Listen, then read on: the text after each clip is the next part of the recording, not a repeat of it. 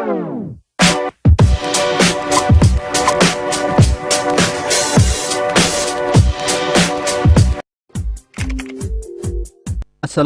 warahmatullahi wabarakatuh. Anak-anak semuanya dimanapun berada, alhamdulillah pada kesempatan yang baik ini kita bisa kembali lagi melaksanakan kegiatan pembelajaran secara online untuk mapel fikih kelas 9 MTS semester Gasal.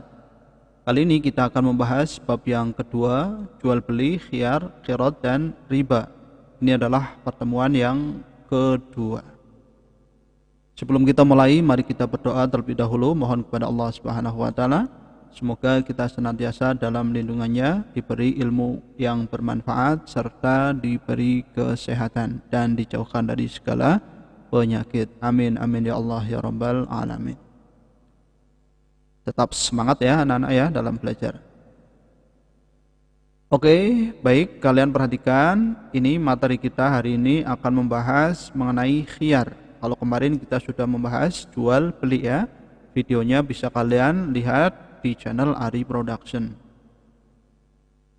Nanti yang akan kita bahas meliputi pengertian khiyar, dasar hukum khiyar, kemudian macam-macam khiyar, kemudian hikmah khiyar, dan juga evaluasi ya. Kalian ikuti pembelajaran ini dari awal sampai akhir. Baik anak-anak semuanya, silahkan kalian perhatikan ya gambar berikut ini. Oke, ini ada beberapa gambar transaksi jual beli ya. Setelah kalian mengamati gambar ini, tentu kalian bertanya dalam hati ya. Silakan kalian buat beberapa pertanyaan. Contoh apa itu khiyar? Nah, ini nanti kita akan bahas. Baik anak-anak semuanya, pengertian khiyar. Khiyar ini adalah menurut bahasa memiliki arti memilih antara dua pilihan ya. Jadi kata khiyar menurut bahasa ini artinya memilih antara dua pilihan. Sedangkan menurut istilah, khiyar ini adalah hak memilih bagi penjual atau pembeli untuk meneruskan akad atau transaksi jual beli atau membatalkannya ya. Khiyar hukumnya mubah bagi penjual dan pembeli dengan cara membuat kesepakatan dalam akad jual beli ya. Jadi yang namanya khiyar ini artinya adalah memilih ya untuk meneruskan akad atau membatalkan akad ya. Bisa dipahami ya anak-anak ya. Yang kedua, dasar hukum khiyar. Kalian perhatikan, dasar hukum khiyar bisa dilihat dalam hadis riwayat Ibnu Majah. Mari kita baca bersama. Bismillahirrahmanirrahim. Anta fi kulli sil'ati ibta'daha bil khiyari salasa layalin fa in radita fa amsik wa in sakhitta fardudha ala sahibiha. Yang artinya adalah engkau berhak khiyar dalam tiap-tiap barang yang engkau beli selama 3 malam. Jika engkau suka maka ambillah, dan jika tidak suka maka kembalikanlah kepada pemiliknya ya. Jadi ini merupakan hadis dari Rasulullah SAW sebagai dasar hukum khiyar. Yang ketiga adalah macam-macam khiyar. Yang pertama adalah khiyar majlis, yang kedua khiyar syarat, yang ketiga khiyar aibi, yang keempat khiyar ru'yah. Oke. Kalian perhatikan, yang pertama khiyar majlis ya, kita akan bahas satu persatu. Khiyar majlis ini adalah khiyar yang berlangsung selama penjual dan pembeli masih berada di tempat jual beli. Jika penjual dan pembeli sudah berpisah, maka hak khiyar sudah tidak berlaku lagi. Penjual sudah tidak bisa membatalkan transaksi jual beli, sebagaimana pembeli tidak dapat meminta kembali uangnya walaupun sudah mengembalikan barang. Oke, ini namanya khiyar majlis ya. Salah satu contoh dari khiyar majlis ini dalam kehidupan sehari-hari adalah pernyataan penjual bahwa barang yang sudah dibeli tidak dapat dikembalikan. Oke, ya. Rasulullah Shallallahu Alaihi Wasallam pernah bersabda dalam hadis riwayat Al-Bukhari, yang artinya adalah orang yang mengadakan jual beli diperbolehkan melakukan khiyar selama keduanya belum terpisah dari tempat akad. Ya, hadis riwayat Bukhari. Ini dasarnya. Yang kedua adalah khiyar syarat. Kalian perhatikan. Khiyar syarat adalah hak penjual atau pembeli atau keduanya untuk melanjutkan atau membatalkan transaksi jual beli selama masih dalam masa tenggang yang disepakati oleh kedua belah pihak. Ya, jadi ini ada masa tenggangnya yang disepakati oleh kedua belah pihak tentu. Adapun ketentuan khiyar syarat adalah sebagai berikut. Kalian perhatikan, ya, ini ketentuan khiyar syarat apa saja. Yang pertama adalah khiyar syarat secara umum berlaku selama 3 hari 3 malam yang dimulai sejak terjadinya akad. Namun hal tersebut tergantung kesepakatan antara kedua belah pihak. Yang kedua, jika masa khiyar telah lewat, maka transaksi jual beli tidak bisa dibatalkan.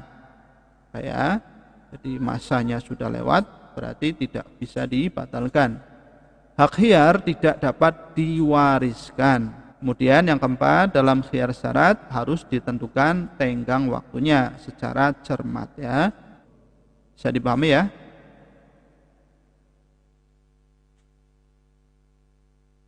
Selanjutnya yang ketiga adalah khiyar aibi.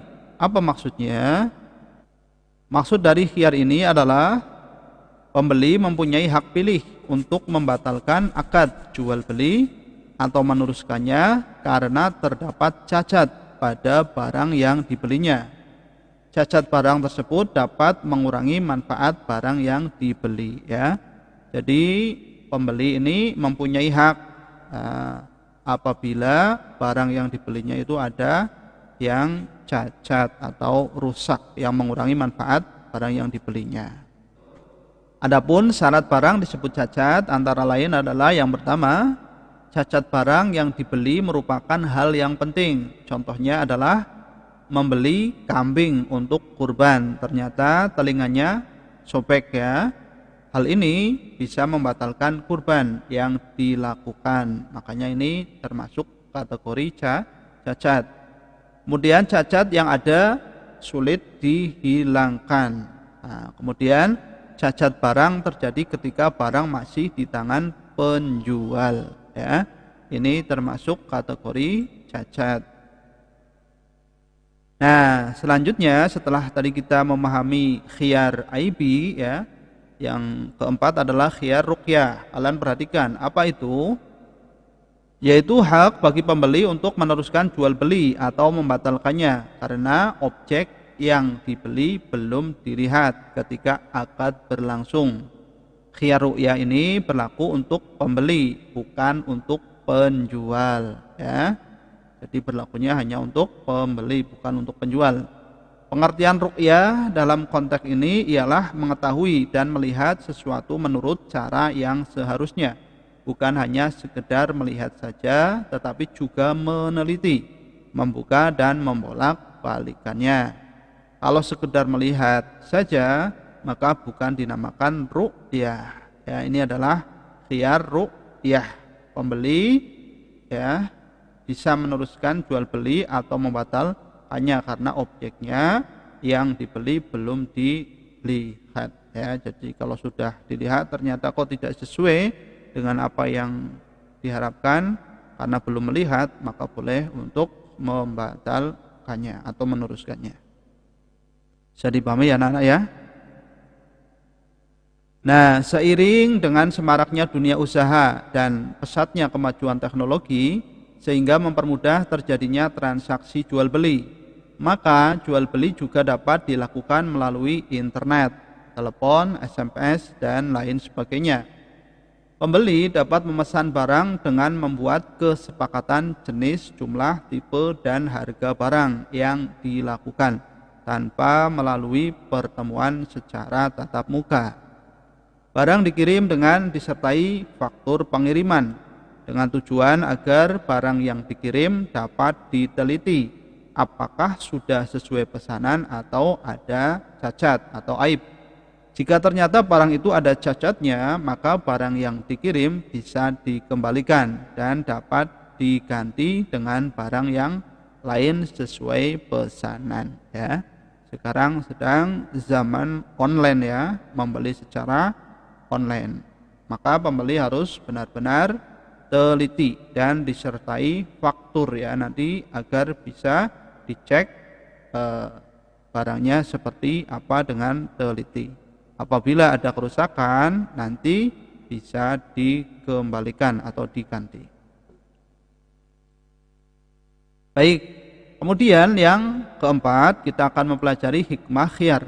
Tadi Pak Guru sudah menjelaskan macam-macam khiyar, sekarang hikmahnya apa? Yang pertama, menghindarkan terjadinya penyesalan sejak dini antara kedua belah pihak, yakni penjual dan pembeli atau salah satunya. Yang kedua, memperkecil kemungkinan adanya penipuan dalam jual beli. Ini adalah hikmah khiyar ya.